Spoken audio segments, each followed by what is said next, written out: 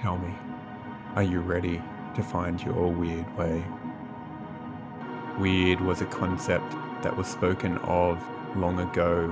It meant fate, it meant destiny, it meant your path in life.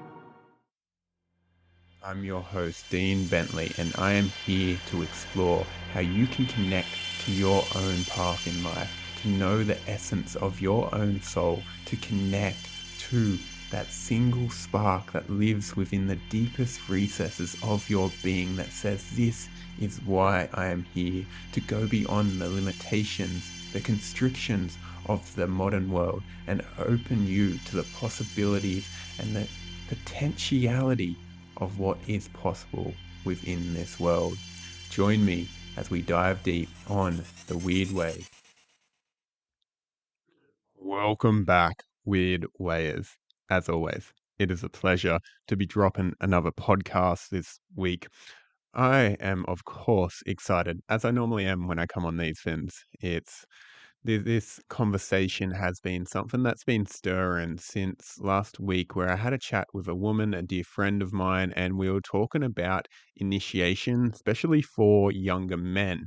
And if you're not familiar with this concept, go back to one of the earlier podcasts where I spoke of this and what the purpose of this is more deeply.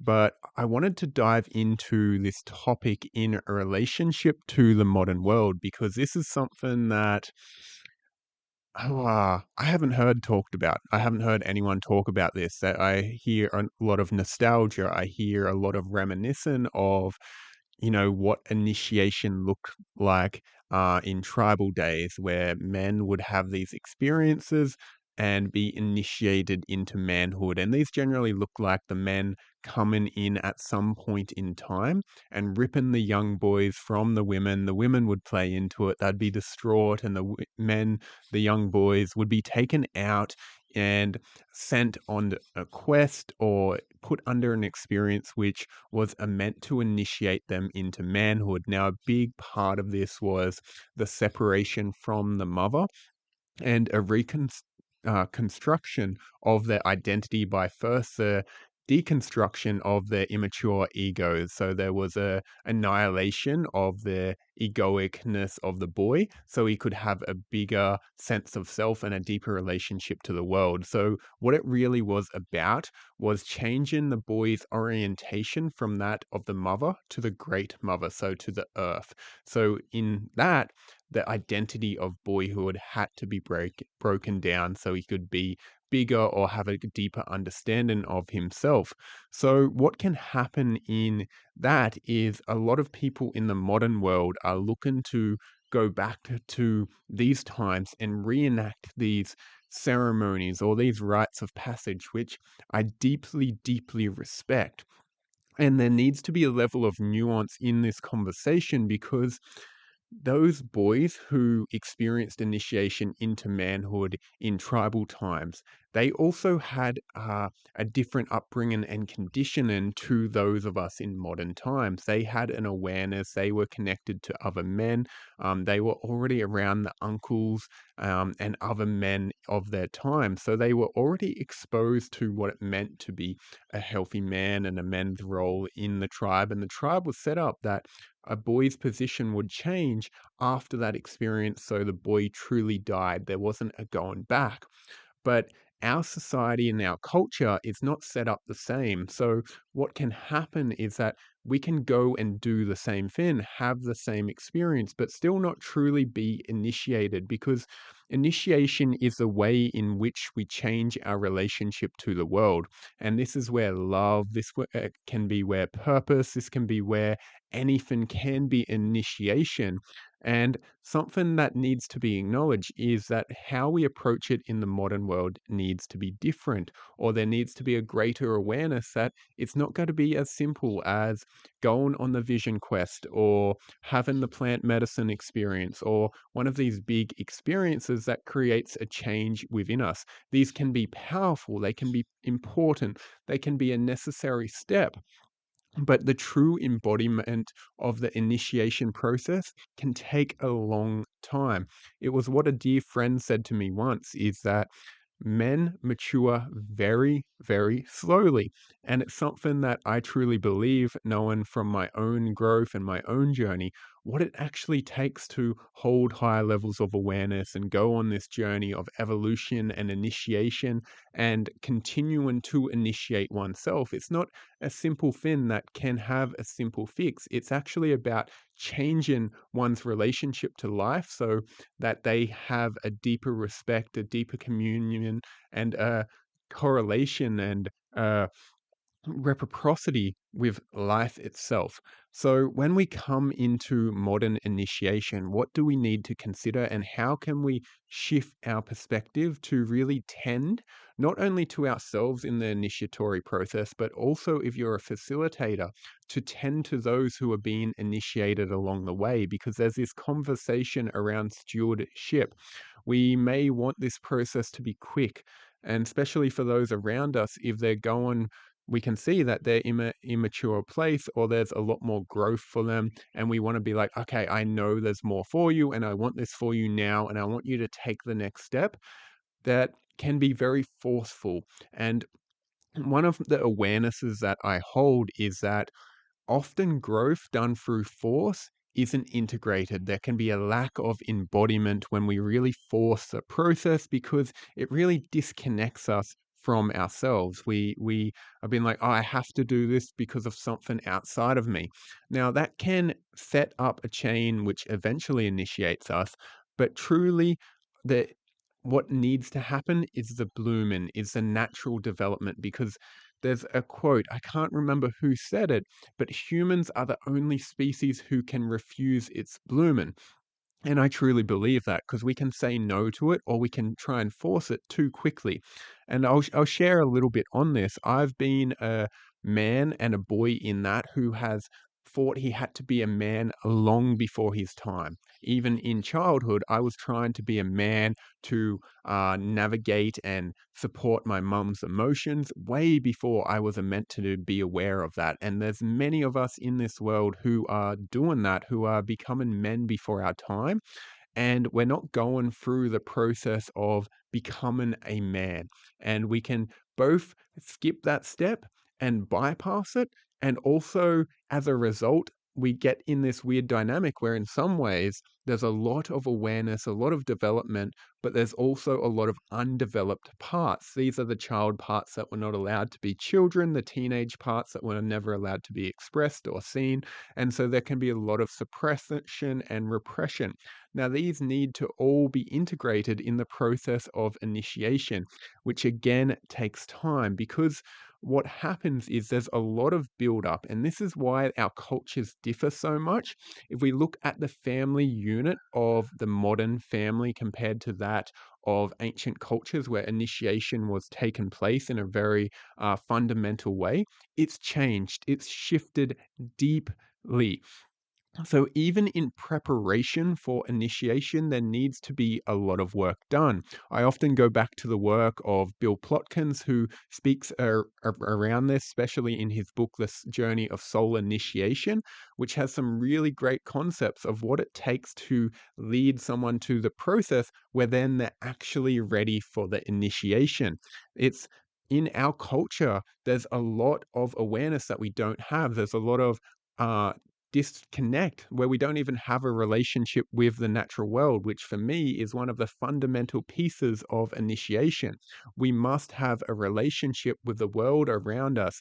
And one of the pieces that initiation really does is shift the concept and the center of one's reality from the self to the other. It realizes that there is something bigger than the self. So, this is the move from a egocentric relationship to the world to an ecocentric, where the association is with something bigger than the self, where we move from identification with the self being the center of the universe to something greater than the self. It's the awareness that life is happening, it's all around. There's a whole cosmos of world that we can't understand or is moving without us and is going to continue moving without us. And a lot of people get stuck in the egocentric phase where it is the self. The self is the center of the universe. And though it's very tempting and the ego really loves this, and especially with a lot of the new age movement where there can be a lot of awareness on the self of how can I create my reality? How am I creating my reality? How did I create this? How did I create this? There's a lot of self-centric viewpoints, which is really supportive to create an idea of the cause and effect of one's life, of how they're creating it, of the functions they hold and the power that they hold. But what it can do is fail to build a relationship with the world outside us. There's a quote, I can't remember who told me this, but one of his teachers, they shared with him that a person isn't considered a true person until they have a relationship with 150 things outside of themselves. And this wasn't just people, and this is true relationship. This isn't a simple, hey, how are you? It's a relationship. It's some understanding of how this being is, what this being likes, how this being moves in this world. So this could be a plant, it could be a species, it could be another human, an animal. And there's this awareness that until we have those connections, we can be separate. We're not in the interconnectedness of life. And they often say that a tribal unit back in these ancient times was about 150 people. I'm not surprised that that number comes back up. So these are some of the pieces that we're needing to consider in, okay, how can we approach initiation in a different way? And one of these pieces is first the exposure, because we need to be exposed to different practices, different ways of life that help us relate to the world in a new way. For a lot of initiation, what we're shifting is the conditioning that was put on from um, the culture and the current family. So when we're young, we develop a idea of reality based on our family, our culture, the condition of the times, and we put ourselves within that box. So initiation is the extraction of that, and then realizing that there is such a different way to be where we can choose our relationship to life. And this takes a lot of work, a lot of awareness, and a lot of time. A lot of initiation was often done in nature. Now, there's a reason for this because a boy could realize his power when he could shape the natural world around him. It shifts and it changes by his action. And if he got told he couldn't do something and then did it, well, his understanding of the world around him shifted as well, which was really powerful because then his ego could recognize his power, but also his limitation. And this is a part that needs to happen in an initiation. There must be a defeat. Rilke said that the purpose of life is to be defeated by greater and greater foes. Now, there's a reason for this because what we should do in life is seek to take on greater and greater challenges and then be humbled by them. Because without that, we will have this grandiose idea of how great we are and we can do anything, which there is such capacity for that. There's such capacity within our being, but there's also that requirement for humbleness and the letting go of the ego and being like, oh, I know so little. I know so little. And a true initiation will do this. It will create a sense of greatness within the person, and it will also humble them deeply. This is related to Jung's quote, the tree that reaches up to heaven must first have its roots reaching down to hell.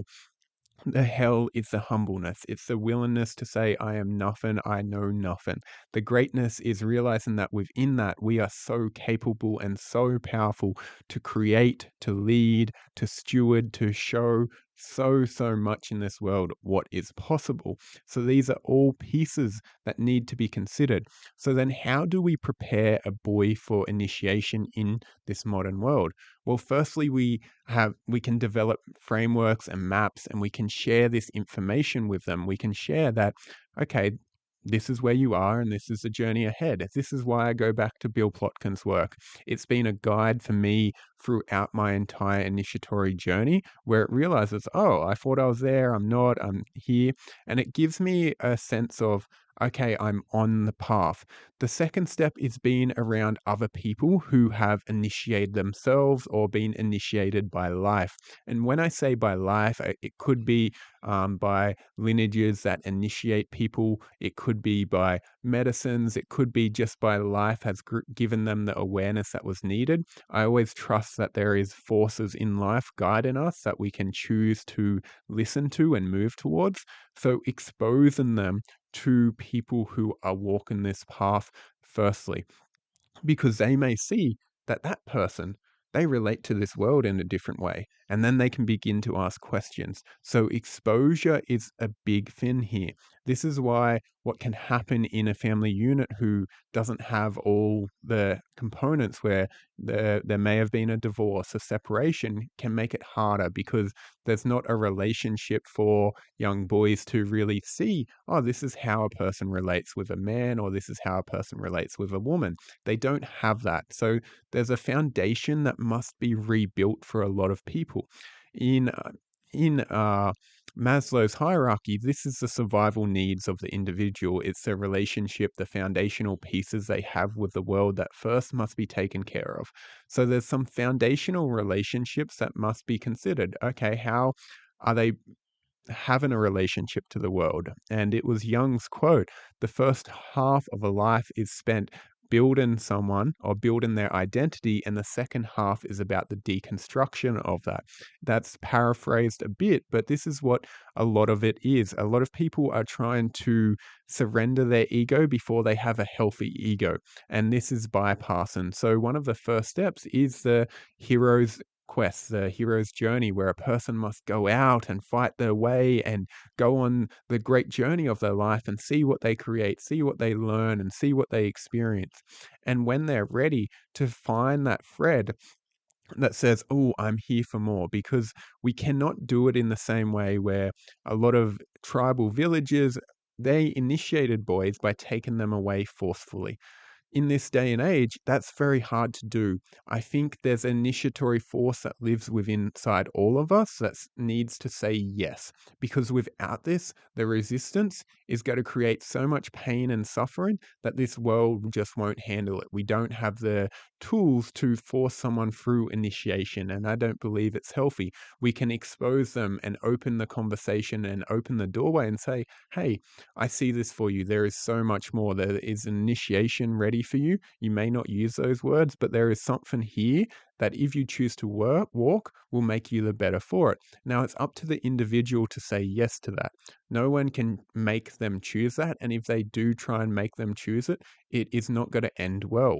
We are going to meet resistance. There's going to be a lot of fighting. There's going to be a lot of conflict. There could be trauma. There could be hatred. And there could be the drama triangle where a person is victimized, they believe the other person thinks they're saving them, and it creates a really messy, icky energetic that isn't needed. And this is the things that need to be considered, because as time has evolved, the consciousness has evolved throughout time. And so we're both remembering the old ways of this is what initiation looks like, and we're needing to bring that into the modern world. And often a person may have to experience darkness before they're ready for that. Unfortunately, that is the truth. A lot of people come to me in my work after a significant moment that has destabilized them, where they're like, oh, I don't know if this was the right thing, or I'm lost. I don't know what I'm doing. And this is when they're ready to it. The dark night of the soul can open because it breaks down a lot of the old constructs of reality. And this is something to consider, that there's many of us that would like to control what is happening within the world and be like, okay, especially if you're someone with young boys or young girls and you're like, I want them to walk this path and I want them to go this way. And there can be, this is something I do want to speak to. There can be a sense of control that comes in here that makes you believe you know what's best for them, or wants you to make them go down this way. And there may be a time when you say, hey, you should go down that, but be careful if that's coming from a place of control of what you want for them rather than what you see is best for them. because this can be a disservice. This can be the controlling of an individual spirit, and you don't always know what that soul came here to experience, what lessons they came here to need to learn. And this is something that, as a person without parents, I don't really have a right to say, but there's a surrender here where attachment of like, oh, this isn't my place, where you must surrender to that and continue walking your own path and being true to that. Because it's a lot easier to say someone else should walk theirs than you go walk your own. And I believe embodiment and walking our own path is the greatest transmission we can give those around us, whether that be kids, whether that be our partners, whether that be family, whether that be friends. Our greatest gift we can give is walking true to our own path and going after that and being like, this is what's true for me. This is where I'm going to walk.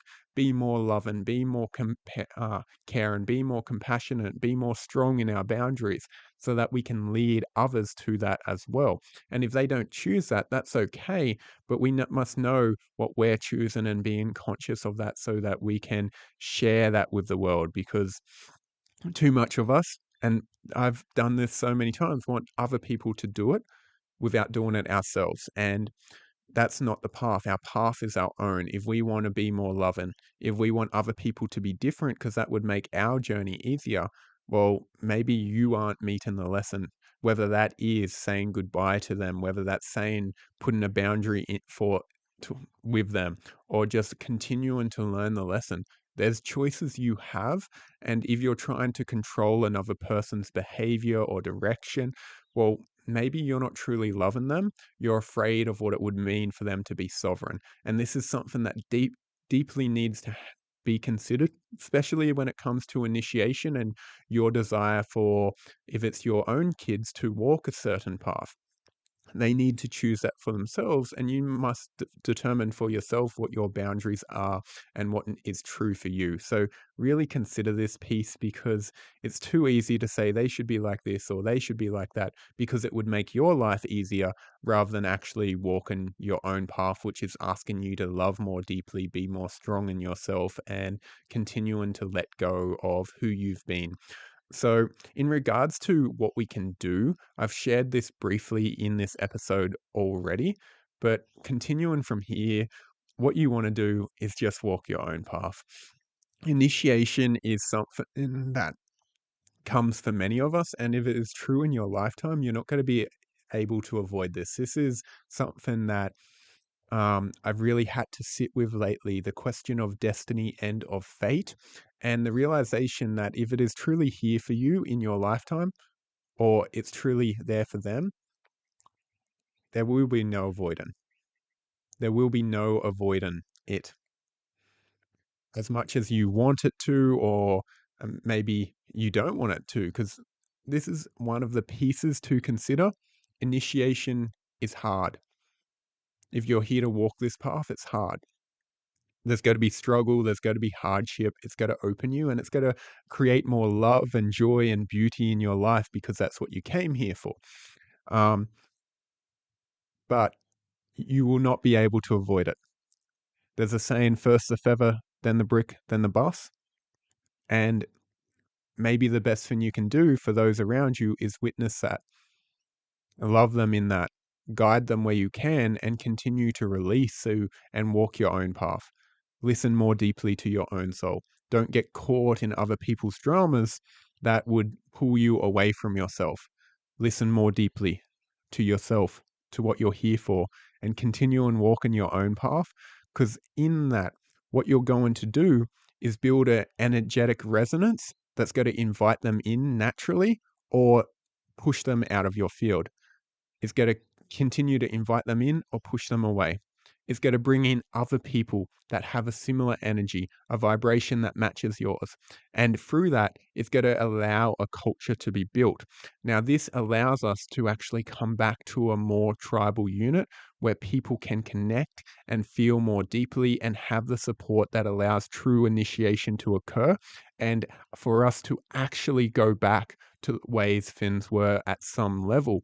But until those foundations are in place, it's very hard to have initiations in the same way. We must learn new ways and new ways to initiate ourselves and others, and seeing that this is a journey, it's not a quick fix, it's not something that can happen instantly. And through that, we develop a deeper relationship with life. So walk your own path and see where this journey of initiation takes you. That is all for me tonight. There's a lot more on this topic. If you're going through this, I really encourage, if you can, get your boys or your girls in contact with others walking this path. This is going to be one of the most powerful things you can do. If that's people running workshops, retreats, other programs on the Gold Coast, I know there's a multiple. There's grounded traditions. There's rites of passage down in the Northern Rivers, which really open young boys to this work. I believe some of them do young girls as well. And there is people doing this work which continue to help expand and raise this collective field. So if you can, get them amongst others doing this work, because that is going to be the greatest first steps for them. And you will have to trust that initiation is going to be something that happens over time and not going to be a quick fix. And just realize that this journey takes time, and it is the journey of a lifetime. So, for those of you who have stayed with me thus far, know that this weekend, the Edge workshop is live again. We're going to be there Sunday, 10th of May. Information for that is in the link below. So you can come join me, be a part of that. And if you've got some young boys, 18 plus for this event, they can come and join. In the future, if younger boys do want to join and be a part of this work, reach out, have a conversation with me and see if they're suitable. Again, this is something they need to step into themselves. This isn't something where I'm okay if someone forces young boys into this work. It always needs to be a choice, even if they don't exactly want to, but they're open to it. That's a little bit of a difference. So this is Dean Bentley on the Wyrd Way, signing off.